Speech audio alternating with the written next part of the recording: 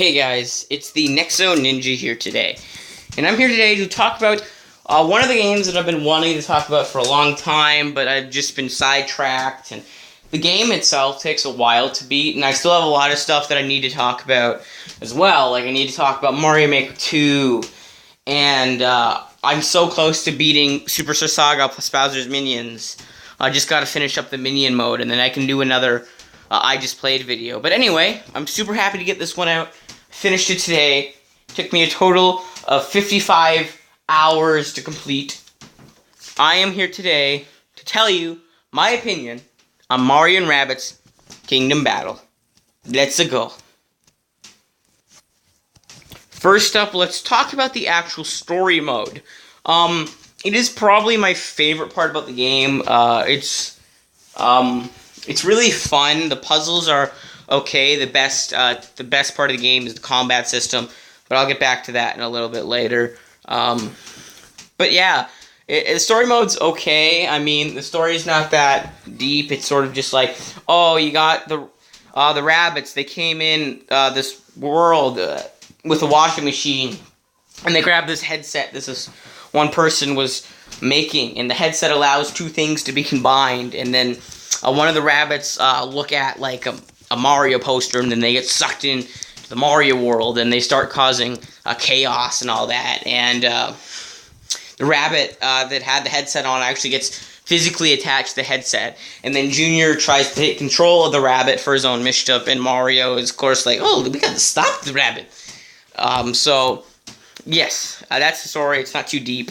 The bosses are okay, but I do have to say one thing.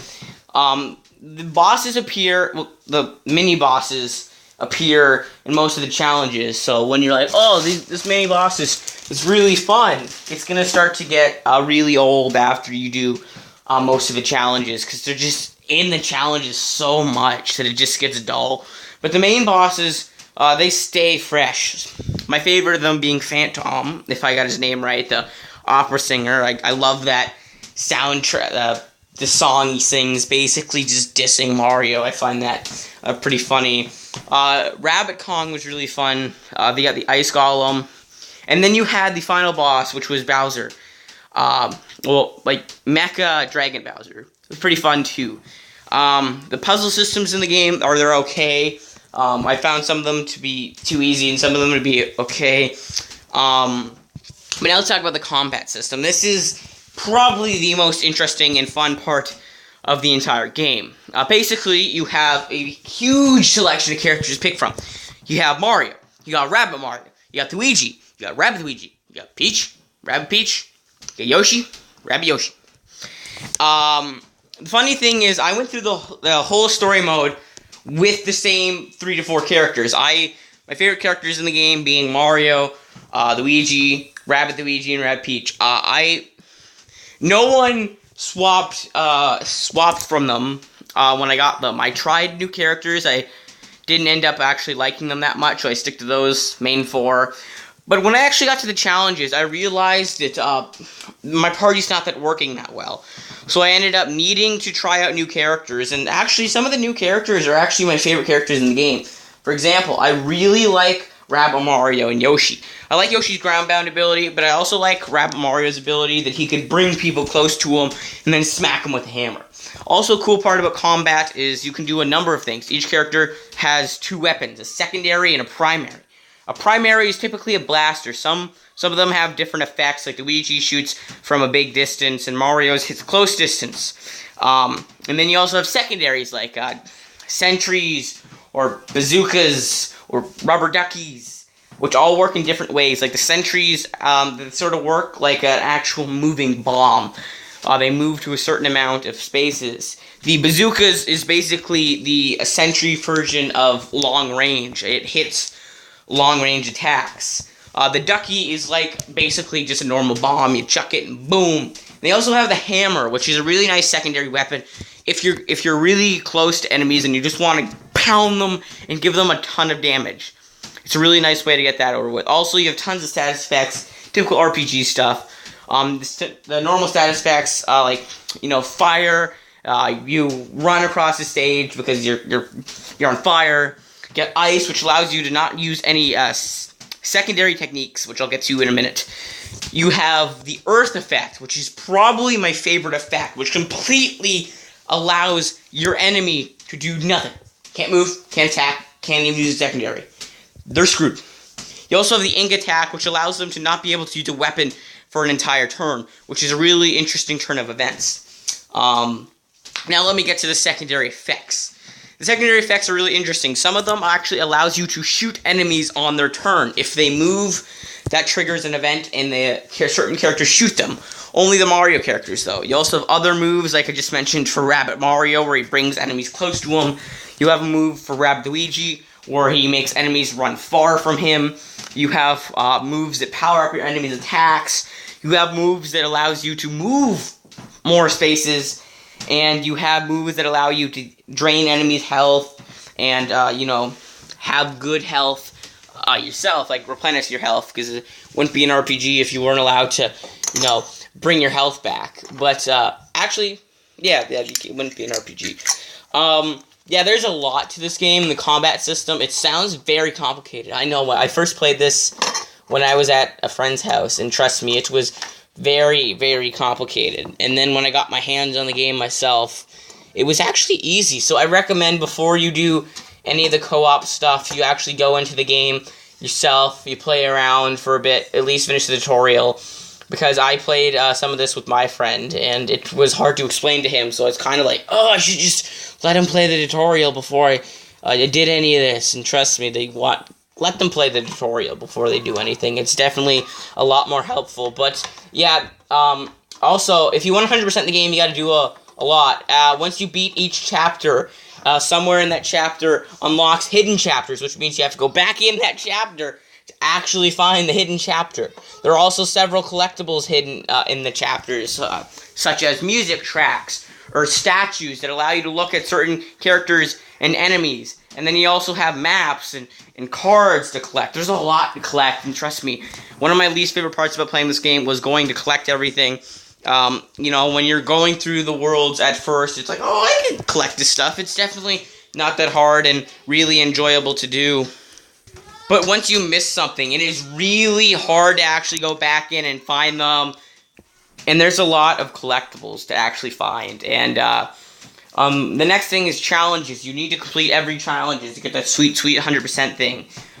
Such as some of them, I should have mentioned this earlier. There's different types of combat. It's not just kill every enemy like a typical RPG. There's some things such as kill a certain amount of enemies. You only have to take out like 5 out of infinite spawning group of enemies. There's escort missions, which suck. They suck in my opinion. There's reach area missions, which are pretty okay. And I should have mentioned this earlier, when you're wanting to 100% the actual story mode, you're going to have to go through a lot, because that means each fight you have to do certain things. Basically, which means you have to beat each fight in a certain time limit, and you have to make it out of each fight with all 3 characters standing. This isn't that hard. I found the really only time I struggled with this is with the final Bowser fight. It was really the only time I struggled with it. But yeah, the challenges are really, some of them are really difficult. Like the ultimate challenges, you have 4 ultimate challenges after you complete the game, and they're really difficult in my opinion. Not all of them. I only really struggled with the first one. The first one took me about 2 hours to do with the large group of enemies. The other ones aren't that bad. I mean, I did the last challenge, which was the Toad Escort. One try. And another interesting thing is you're actually going to be swapping your party around quite a lot. And I know when I originally started playing this, I'm like, I don't need the party. I got my main characters. But trust me, you at least, I know you might play them once and be like, I don't like this character. You're going to have to get used to them. I mean, I still quite don't like Rabbit Yoshi.